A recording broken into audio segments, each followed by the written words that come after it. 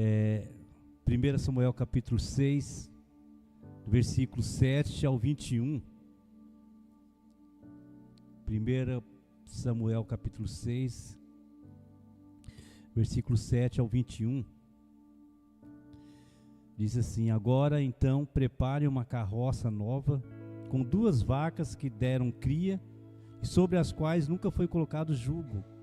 Amarrem-nas à carroça, mas afastem delas os seus bezerros e ponham-nos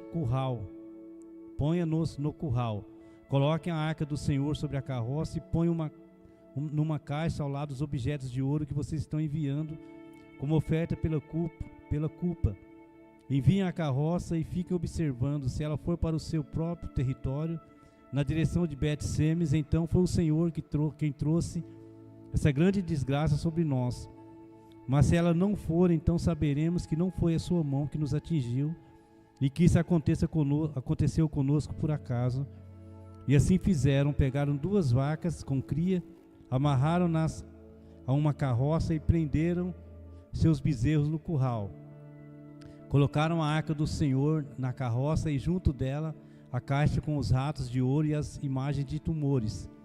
Então as vacas foram diretamente para Bet-Semes, mantendo-se na estrada e mugindo por todo o caminho.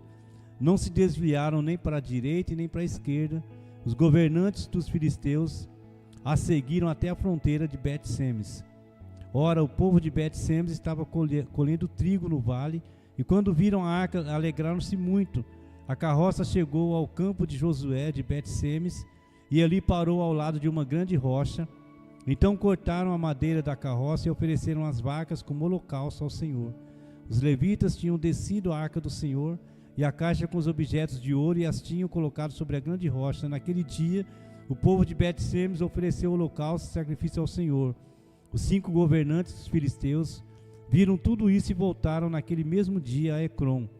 Os filisteus enviaram ao Senhor como oferta pela culpa esses tumores de ouro, um por Asdod, outro por Gaza, outro por Ascalon, outro por Gate e outro por Ecrom.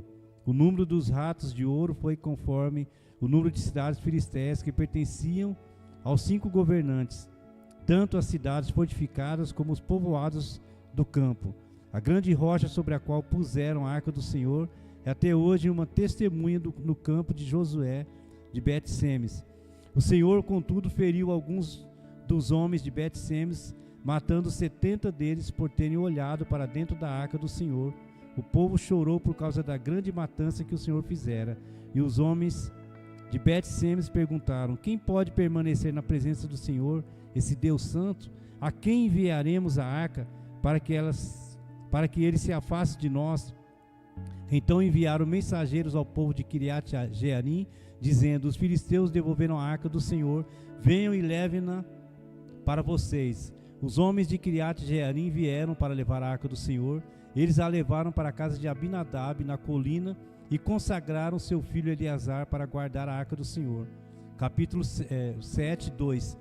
A arca permaneceu em Quiriat-Jearim muito tempo, foram 20 anos. E todo o povo de Israel buscava o Senhor com súplicas. E Samuel disse a toda a nação de Israel: se vocês querem voltar-se para o Senhor de todo o coração, livre-se então dos deuses estrangeiros e das imagens de Astarote. Consagrem-se ao Senhor e prestem culto somente a Ele, e Ele os libertará das mãos dos filisteus. Assim os israelitas se livraram dos Baalins e dos postes sagrados e começaram a prestar culto somente ao Senhor. Tá? Depois nós vamos dar uma passada por 2 Samuel também. Eu quero falar mais uma vez sobre como eu faço para me mudar a minha vida, né? Como eu faço para ter uma transformação na minha história, na minha vida. A palavra de Deus ela é muito clara: se alguém está em Cristo é nova criação. E esse texto que nós lemos, já bem conhecido, já bem familiarizados com ele, uma passagem bastante gostosa de falar, de pregar, e que traz ricas lições para a nossa vida. É interessante nessa nossa questão de mudança de vida em Cristo, né? Porque É impossível uma pessoa se encontrar com o Senhor e permanecer da mesma forma. É necessário haver uma mudança radical na vida da pessoa que se encontra verdadeiramente com o Senhor, com Cristo, né? É uma novidade de vida, é uma alegria interior que ela brota na nossa vida. Mesmo passando por adversidades, nós conseguimos transformar, fazer uma mudança. Quando não acontece uma mudança radical na vida da pessoa, porque ela não teve um encontro real com o Senhor. E por isso que é muito perigoso o tempo que nós estamos vivendo, né? Que é um tempo em que a igreja se transformou num local agradável para se estar, né? Não há perseguição, embora em alguns países do mundo aí há uma perseguição, mas no Brasil nós temos uma liberdade muito grande de culto, né? E uma oferta de culto muito grande. Você tem várias igrejas aí que ofertam diversos tipos de culto, né? E muitos deles não são cultos ao Senhor, são cultos ao próprio homem, né? Então é um perigo isso aí, porque as pessoas não valorizam o Deus como deveria se valorizar. É fato que há um esfriamento muito grande no nosso tempo em que nós estamos vivendo. E esse capítulo 6 de 1 Samuel fala sobre um tempo de esfriamento também naquela época, porque a arca ela estava em posse dos filisteus, que foram conseguiram tê-la em mãos quando Eli era sacerdote e negligenciou a obra do Senhor. Então perdeu-se a arca, os filisteus levaram a arca, ficaram com a arca, depois tiveram que devolver a arca, né? Os capítulos anteriores falam sobre isso, porque a presença de Deus ali naquele local teve um efeito contrário, porque havia muitos males sobre os filisteus, e eles então quiseram se livrar da arca. O capítulo 6 fala do momento em que eles se livraram da arca, tiveram que sair, devolver a arca ali para Israel. E é interessante que a arca fica num determinado lugar por 20 anos, uma geração inteira fica em posse da arca, né? O capítulo 7, versículo 2, vai falar que a arca fica fica em Kiriat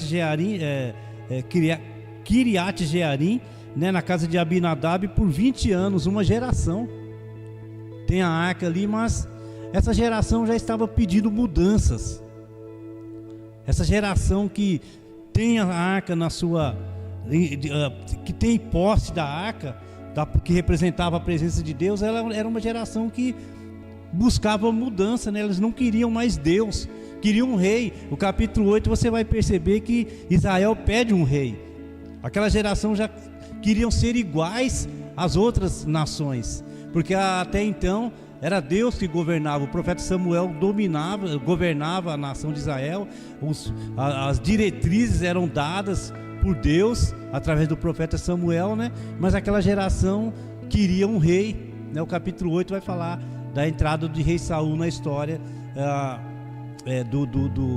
do povo de Israel. E eles queriam uma mudança, mas nós sabemos que a mudança real, a mudança que traz benefícios para a nossa vida, é a mudança que nós encontramos com o Senhor. E eles queriam, então, no primeiro momento, eles falam que fazeriam, que se livrariam dos seus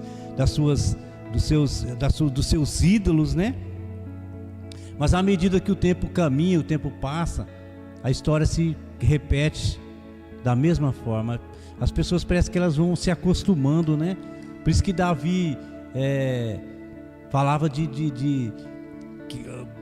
criticava, ele mesmo se autocriticava em relação ao pecado. Ele tinha um coração ensinável, né? E a maioria das pessoas hoje, elas não querem isso. Elas querem uma mudança, mas não querem Deus ali naquela história, né? Nós tivemos esse episódio do Rio Grande do Sul, onde houve uma tragédia ali gigantesca, e alguns aí tiveram a ousadia de falar que foi a mão de Deus, né? tiveram a coragem, né, melhor dizendo, de dizer que foi a mão de Deus ali pesando contra aquele povo. Não sei se foi isso, né? Mas nenhum governante teve a coragem de falar: olha, se foi Deus, vamos nos arrepender aqui dos nossos maus caminhos, vamos buscar a Deus, né? Falava de forma sutil alguma coisa ali. Mas as nossas lideranças hoje, nós sabemos que a grande maioria não tem vínculo com Deus. Os nossos líderes que governam a nossa nação, nós sabemos que a grande maioria deles não tem vínculo nenhum com Deus. Governam pelo seu próprio prazer, né? E a palavra de Deus diz que quando um ímpio governa, o povo geme, né? O povo treme. Nós temos uma nação que geme, uma nação que é difícil. Um jovem, né? Um jovem que se forma, para ele conseguir um trabalho digno de acordo com o estudo que ele tem, é muito difícil, né? O jovem, essa semana eu vi no jornal oferecendo um emprego de engenheiro civil, R$3.000 por mês. Um engenheiro civil se estuda 5 anos para ganhar 3 mil. Um pedreiro hoje trabalhando ganha R$3.000 por mês. Então não há uma liderança geral, estou dizendo geral, né? Eu citei alguns dias atrás que a nossa própria cidade aqui é exemplo ruim nesse quesito, que os nossos vereadores, eles mesmos aumentaram seus salários em quase 100%, né? Eles ganham aí R$10.000, vão ganhar na próxima legislação para trabalhar 4 horas por semana, né? Então assim, e quem paga isso? Nós, os nossos impostos, que a gente trabalha para pagar o benefício dele. Então é uma nação ímpia, uma nação, né? Já falando aqui da nossa cidade. Então eles não ligam para mim nem para você, tá? Não se coloque a sua esperança em políticos, porque eles não estão nem aí para nós, eles querem apenas para ele. Então eu quero mudar, eu preciso mudar a minha vida, a minha história. A partir do momento que eu me encontrei com o Senhor, não só eu, mas toda a minha família, Deus, ele mudou a nossa história. Ele retirou aquelas coisas ruins e continua retirando, né? Nós estamos em transformação o tempo todo. Nós precisamos ser seres ensináveis. Então Deus, ele mudou a minha história, né? Mudou a minha vida, não só a minha vida, mas como a vida da minha família. Hoje nós somos uma família que faz a obra do Senhor, que trabalhamos para o nosso Deus, né? E eu quero então, dentro desse texto aqui, pensar em algumas situações para a nossa vida, nessa questão de mudança, que nós precisamos mudar. Eu gosto muito o pastor Júnior, ele usa sempre ele usa uma fala que eu gosto muito que o servo de Deus, ele tem que sempre, ele vai crescendo, né? O primeiro estágio que ele diz é aquele que a gente conhece Deus e vai servir a Deus por aquilo que Deus faz na nossa vida, né? Aquilo que Deus pode dar na nossa vida, pode oferecer para nós. A grande maioria das pessoas que não tem um conhecimento de Deus, elas vão à igreja atrás daquilo que Deus pode oferecer para ela. Eu vou buscar a minha bênção, né? A gente escuta isso aí, né? As pessoas vão para a igreja ali, sem compromisso algum com Deus e nem com a igreja, mas elas falam: eu vou lá na igreja buscar a minha bênção. Vamos dizer assim, essa pessoa é o prezinho da fé. Ela ama a Deus por aquilo que Deus dá para ela. Depois, o segundo ponto que ele fala, que de estágio, é que as pessoas amam a Deus. Se ele der ou se não der, ele continua sendo Deus. Já melhorou, né? A pessoa ama a Deus independente se ele dá ou não aquilo que elas querem, né?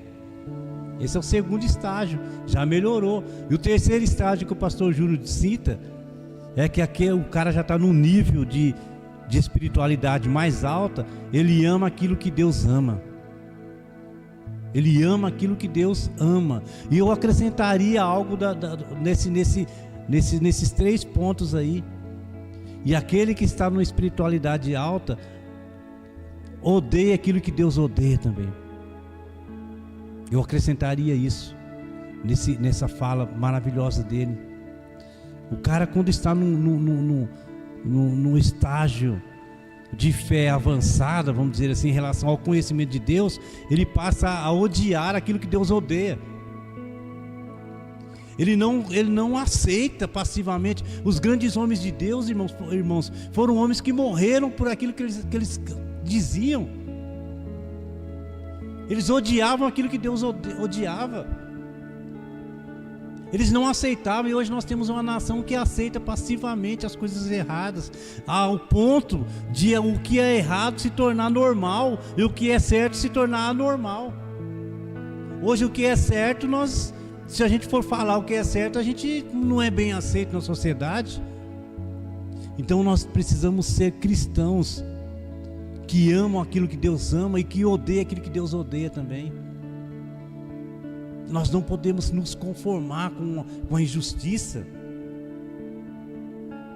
Para que eu possa mudar a história da minha vida e de uma sociedade. Já foi dito aí por muitos pastores que a gente pensa que houve um avivamento no nosso país, mas não houve. Porque quando há um avivamento, há uma mudança de sociedade. Quando há um avivamento num lar, quando um pai de família se entrega ao Senhor, aquela família tem que ser melhorada dia após dia. E hoje nós vemos uma nação aí que diz que é cristã, mas atolada numa corrupção. E aí que vem a parte que eu digo para você: você tem que odiar aquilo que Deus odeia. Se você é um cristão autêntico e não luta pelas coisas corretas, está faltando algo. E você precisa, e eu precisamos, nós precisamos lutar e brigar, né, por aquilo que está errado e fazer transformar. E nós temos hoje um grupo de cristãos frios que mal consegue ir num domingo na igreja.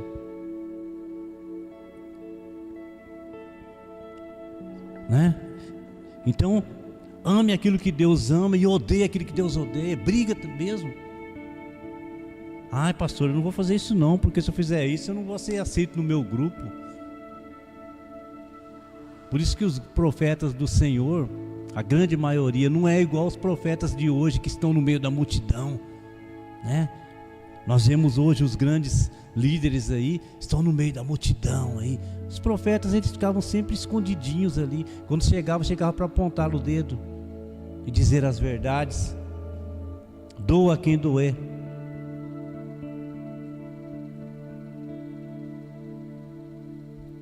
A presença de Deus em nossas vidas, ela traz benefícios, só que ela traz também grandes responsabilidades. 1 Samuel capítulo 4, olha o que diz. 1 Samuel capítulo 4, versículo 3 e o 4. Quando os soldados voltaram ao acampamento, as autoridades de Israel perguntavam: por que o Senhor deixou que os filisteus nos derrotassem? E acrescentaram: vamos a Siló buscar a arca da aliança do Senhor, para que ele vá conosco e nos salve das mãos dos nossos inimigos. Então mandaram trazer de Siló a arca da aliança do Senhor dos exércitos, que tem o seu trono entre os querubins. E os dois filhos de Eli, Hofni e Finés, acompanharam a arca da aliança de Deus.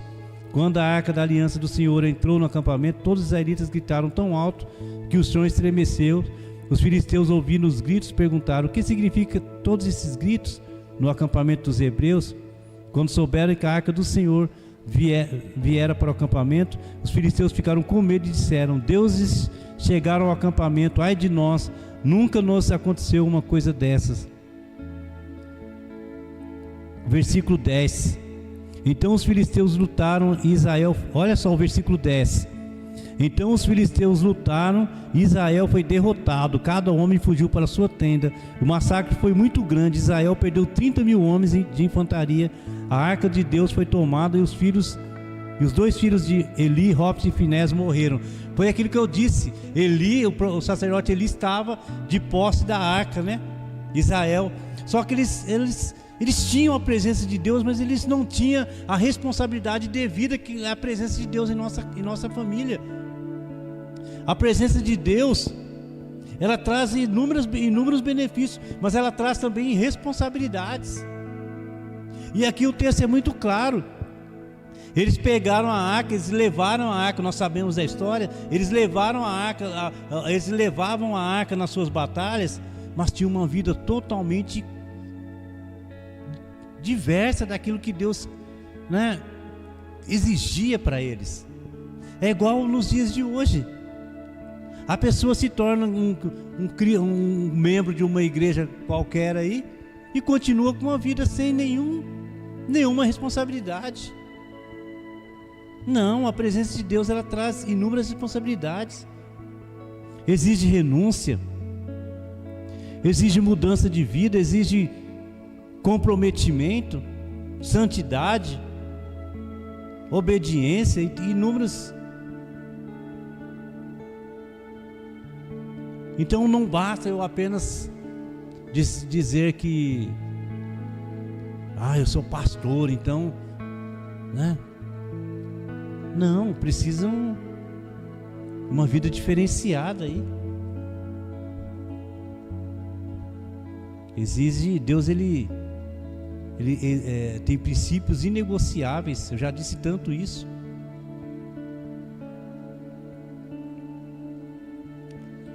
Por isso que eu disse também no começo que um perigo que nós temos hoje é que dessa facilidade que nós temos, né? Que muitas igrejas retiram até essa responsabilidade para que a igreja cresça rápido, né? Então, do jeito que vem, do jeito que está, e continua. Não é assim que se prega hoje? Venha do jeito que está e continua, né? Não é assim que funciona, não é? Isso é um perigo muito grande. O altar do Senhor é algo que deve ser extremamente valorizado. Alguns irmãos vão se lembrar aqui de um amigo, de um jovem que um dia veio aqui em cima. Eu já falei isso. Eu não sabia que ele estava em vida errada, e eu chamei ele para orar aqui na hora da oferta. Alguns irmãos vão lembrar. Quando ele veio aqui, quando eu chamei, já na hora eu falei: meu Deus do céu, o que eu fiz? E ele saiu dali, estava lá na porta todo adorando, de mão erguida. O cara adora, sabe? Aquela coisa maravilhosa assim. E quando ele saiu dali, porque veio para cá, quando ele pisou aqui, irmãos, apagou a luz na hora. Os ventiladores começaram a rodar sozinhos, estava meio frio. O som parou. O cara acho que lembra. O som parou, travou tudo. A luz apagou tudo. Você mexia no interruptor da luz, ligava o ventilador, ficou aquele. E meu cunhado é eletricista dos bons, foi lá nos painel, tudo normal. E nós tivemos que terminar, fazer o culto, tudo sem energia aqui. Somente depois que acabou tudo que voltou a normalidade. Estava tudo normal lá. E eles estavam em vida errada. Por isso que eu sou muito criterioso com quem sobe, que ministra na casa do Senhor, que toca, que canta. Tem que ter uma vida diferenciada. Foi o que aconteceu aqui. Eles foram com uma vida irregular, de acordo com a palavra do Senhor. E eles acabaram sofrendo uma grande. Há muitas pessoas hoje que sofrem grandes derrotas em suas vidas, porque a vida não está de acordo com o que Deus exige de nós.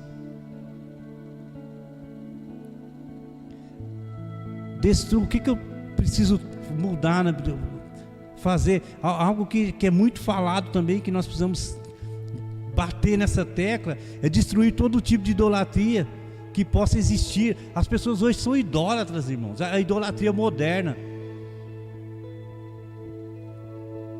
Alguns dias atrás, o pai tirou o celular de um jovem. O jovem matou o pai, a mãe e a irmã. Quantos viram isso aí? Um jovem de 16 anos. Idolatra-se o celular. O celular vale mais do que o pai e a mãe. Pessoas idolatram o seu trabalho, o seu serviço. O serviço é importante. O serviço é muito importante na nossa vida. Mas nós não podemos permitir que o serviço, o nosso trabalho, seja mais importante do que Deus. O serviço é muito importante. Nós dependemos do trabalho para a gente viver, né? Sobreviver. Mas até mesmo o trabalho, ele não pode ocupar o lugar de Deus na nossa vida. Eu era idólatra pelo serviço. Eu era idólatra. Eu já falei isso também. Um dia na escola bíblica, aquela palavra, cuidado com as idolatrias, né? Pode ser o carro, pode ser a esposa, pode ser o filho, pode ser o serviço. Quando falou serviço, não, eu senti na hora era eu. Hoje eu não sou mais, graças a Deus. Então esse negócio de faltar, de ficar aí 1 mês, 2 meses, 3 meses longe da casa do Senhor por causa de serviço, está errado. Não está confiando. A palavra de Deus diz que enquanto nós dormimos, Deus ele trabalha ao nosso favor. Então se você está dando mais tempo ao seu trabalho do que a obra do Senhor, do que a casa do Senhor, está errado. Reveja sua vida aí. Destrua todo tipo de idolatria. É muito sério isso. Deus ele provê as nossas, né? Essa semana eu tive uma experiência. O que eu falei para vocês, irmãos, a gente quando é apaixonado por Deus fica bobo. E a gente está construindo lá e eu doido para terminar, né? Mas construção é cara, a gente sabe disso. E eu falei, poxa, precisava de uma gana maior para mim já. Eram umas 3 horas da manhã pensando nisso, assim, quando você está dormindo, não está naquele período, que você fica meio dormindo, não dormindo, dormindo e tal, sonhando, não sonhando, assim. E aí na hora Deus, que eu estava falando, pensando nisso de conseguir uma grana maior para. Aí a torneira, olha que coisa louca. A torneira do banheiro começou a pingar.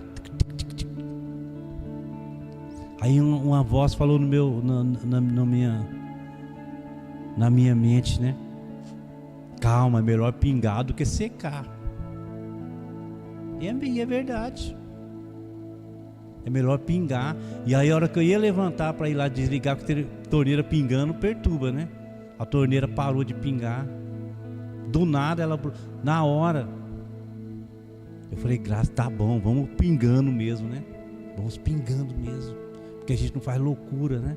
Então, destrua, irmãos, todo tipo de idolatria, né? Se é um serviço, diminui aí. Eu vou entrar numa fase que eu vou diminuir o meu trabalho para me servir mais a Deus. Faz tempo que eu quero fazer isso. E olha que a gente já tem feito assim bastante, mas há mais, que é melhor, né? Então, se você está trabalhando demais aí ao ponto de você faltar no domingo, que é um dia que não pode faltar por causa de serviço, cuidado. Não é de Deus isso não. Olha a história de Marta e Maria lá, né? Calma, Deus cuida da sua vida. E eu vou dizer para você, quanto mais você trabalha aí, fica doente, alguma coisa acontece, o carro quebra, aí vai tudo aquele dinheirinho lá. Então, deixa, entrega na mão do Senhor. Pode ser idolatria, você está idolatrando o seu serviço aí. Idolatra a igreja também, não pode. O pastor, não pode.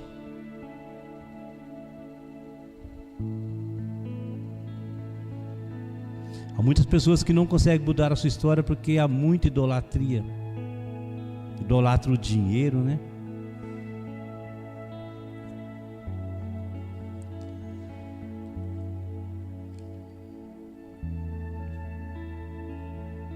Primeiro Samuel capítulo 15, olha, versículo 22, para não ficar sem o texto aqui. Samuel, porém, respondeu: acaso tem o Senhor tanto prazer em holocausto e em sacrifício? Às vezes o trabalho do dia de domingo é um sacrifício, que a pessoa está só o pó e está indo, né? A pessoa está ali, está indo ali. Aí é o que diz a palavra, né? Por isso que eu estou dizendo, não sou eu que estou dizendo. 1 Samuel 15, versículo 22.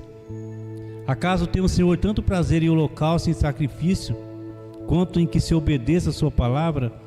A obediência é melhor do que o sacrifício, e a submissão é melhor do que a gordura de carneiros, pois a rebeldia é como o pecado de feitiçaria, e a arrogância como o mal da idolatria. Assim como você rejeitou a palavra do Senhor, Ele o rejeitou como rei. E o salmista diz que o Salmo 122, 1, alegrei-me com os que disseram, vamos à casa do Senhor. Então tem que ter alegria de estar na casa do Senhor. Tem pessoas que já não têm alegria mais de estar na presença de Deus.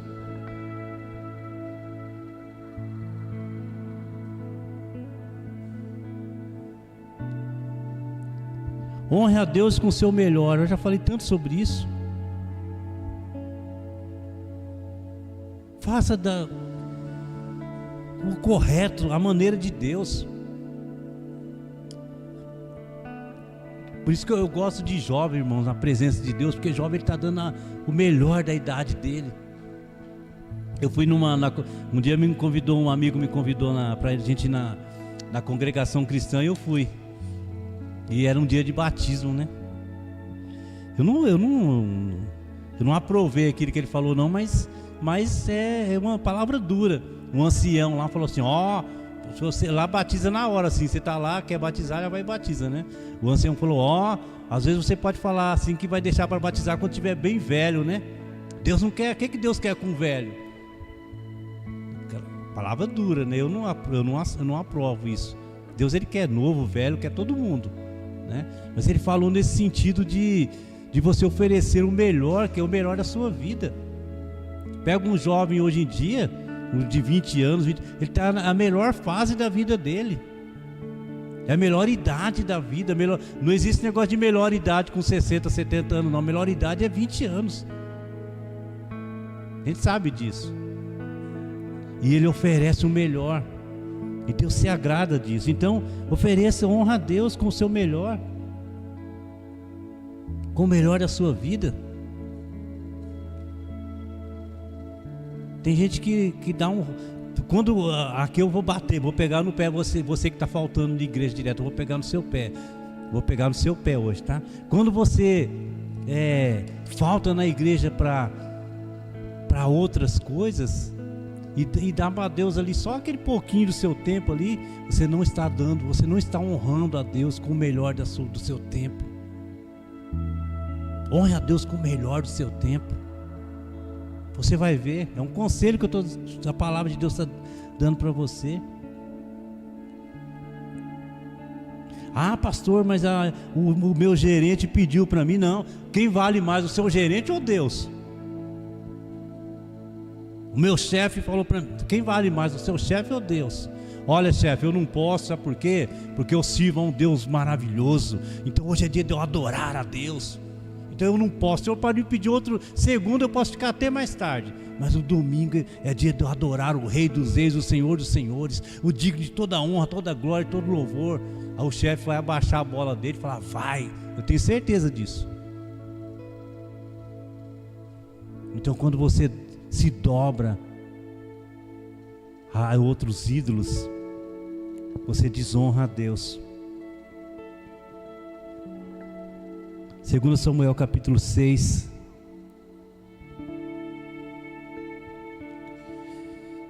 Puseram a arca de Deus num carroção novo e levaram à casa de Abinadab na colina. Uzai e Aiô, filhos de Abinadab, conduziram o carroção com a arca de Deus. Aiô andava na frente dela. Davi e todos os israelitas iam cantando e dançando perante o Senhor ao som de todo tipo de instrumentos, de pinho, harpas, liras, tamborins, chocalhos e símbolos. Quando chegaram à eira de Nacon, Uzai esticou o braço e segurou a arca de Deus, porque os bois haviam tropeçado. A ira do Senhor acendeu-se contra Uzai por seu ato de irreverência. Por isso Deus o feriu e morreu ali mesmo, ao lado de Deus. Parecia que estava certo, né? Mas estava errado. Tinha uma norma ali para conduzir a arca. Então honre a Deus com o seu melhor, né? Obedecendo a Deus e não aos homens. Consagre todos os seus planos ao Senhor e serão bem-sucedidos.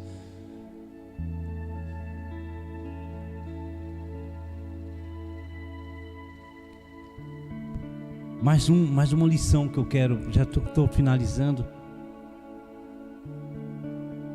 Enche o seu coração, a sua casa, o seu lar com a alegria do Senhor.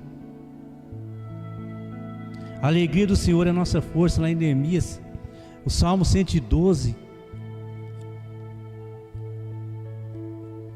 Olha o que diz o Salmo 112. Aleluia, como é feliz o homem que teme o Senhor e tem grande prazer em seus mandamentos. Olha só o 2. Seus descendentes serão poderosos na terra, serão uma geração abençoada de homens íntegros. Grande riqueza há em sua casa e a sua justiça dura para sempre. A luz raia nas trevas para o íntegro, para quem é misericordioso, compassivo e justo. Felicidade de temer ao Senhor. Quem teme ao Senhor é feliz, né? Como é feliz aquele que teme ao Senhor. E por fim, irmãos, aproveite a presença de Deus no seu lar e desfrute dela. Tem gente que nós vimos aqui que a arca ficou na casa de Abinadab 20 anos, eles não desfrutaram da presença de Deus.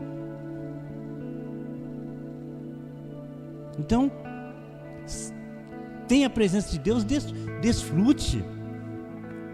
Deus, Ele tem o melhor para as nossas vidas. A palavra de Deus é clara, você é mais que vencedor.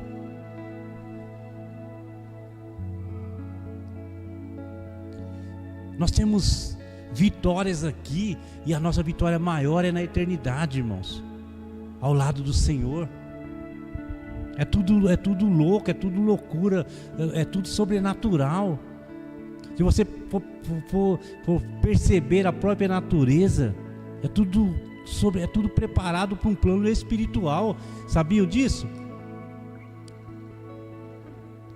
Tudo que existe é preparado para um plano espiritual maior. Então, desfrute da presença de Deus na sua vida.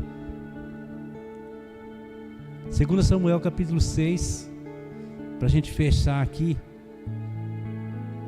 Capítulo 6, versículo 11. A arca do Senhor ficou na casa dele, de Obed-edom, por 3 meses, e o Senhor o abençoou e a toda a sua família. A presença de Deus ficou na casa de Obed-edom por 3 meses, e Deus abençoou a vida, a família dele. Tanto que Davi, quando fica sabendo que a prosperidade estava, a bênção estava ali naquele lugar, ele vai lá e traz a arca para o seu palácio,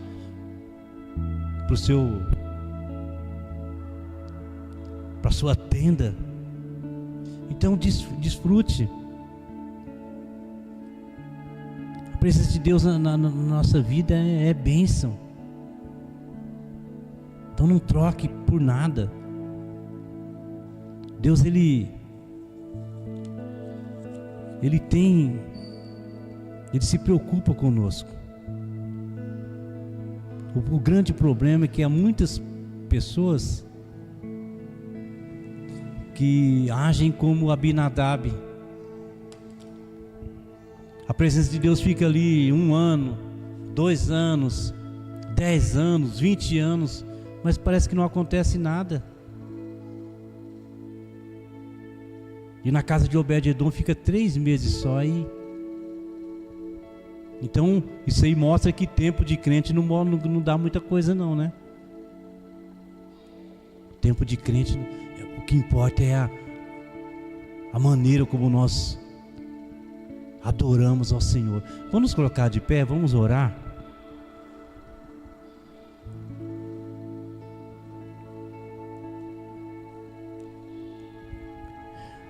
Senhor nosso Deus, obrigado, Deus. Obrigado pela Tua palavra, Deus. Obrigado pelas nossas famílias que aqui estão, Senhor. Abençoa, Deus, aqueles que não puderam estar aqui, Senhor, por algum motivo. esteja curando, esteja restaurando, esteja dando ânimo àqueles que estão desanimados. Ó Deus, esteja preparando o melhor para os seus filhos. Ó Deus, que a alegria do Senhor seja realmente a nossa força, Pai. Ó Deus, que possamos honrar ao Senhor com o nosso melhor tempo, nossa melhor oferta, Deus. Então abençoa, Pai, derrama da Tua bênção sobre cada vida aqui presente, Senhor. Retira, Deus, a idolatria do nosso meio, Senhor, seja ela qual for. Pessoas que estão presas ainda a algum ídolo, seja os ídolos modernos, Senhor Deus, dinheiro, poder, trabalho, emprego, Deus. Pessoas que ainda acham que o trabalho é mais importante do que o Senhor. E não é, sabemos que não é, porque nós não temos nem certeza que poderemos amanhecer vivos amanhã pela manhã, Senhor. Se não for da Tua vontade, o Senhor tem o controle absoluto. Então retira, Deus, que nós tenhamos uma igreja viva, Deus, uma igreja vibrante. Tenhamos um povo que Te adora, Senhor. Ó Deus, então, que a Tua presença seja sobre a nossa vida, Senhor. Comece uma mudança radical na vida daqueles que estão se aproximando do Senhor, Pai. Que amam, que desejam estar na Tua presença. Como o pastor Júnior cita, amando aquilo que o Senhor ama, Deus. E também odiando aquilo que o Senhor odeia, Pai. Não deixe que a maldade, que a iniquidade tome conta do Seu povo, Senhor. Que aqueles que já se acostumaram com o pecado, que já se acostumaram com as coisas erradas, por isso que elas não lutam pelo correto, Senhor. Elas já são iníquas, Senhor. Que é o pecado já o costume do pecado, Deus. Então retire, Deus, dessas vidas, que elas possam, Deus, amar aquilo que o Senhor ama, Deus, mas também odiar aquilo que o Senhor odeia, Pai. Então esteja nos usando como ferramentas com ousadia, Deus, para levar a Tua palavra verdadeiramente às pessoas que assim precisam, Senhor. E seja curando, Deus, todo tipo de tristeza, depressão. E seja trazendo, Deus, os recursos necessários para aqueles que assim precisam, Senhor. Perdoa, Deus, os nossos pecados.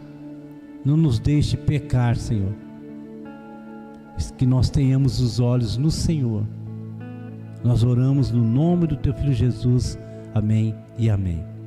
Amém. No domingo nós estaremos aqui louvando ao Senhor também. Então amanhã eu estarei ali na casa da Marta, no Village, tá? No sábado tem culto jovem? Tem. Lá em casa no sábado tem o culto do jovem. Então esteja aí se enganjando, tá? As mulheres estarão se reunindo também amanhã aí na casa da Esther. Então esteja aí já, amanhã não, no sábado, né? Então esteja aí se envolvendo aí nos grupos. Que Deus abençoe.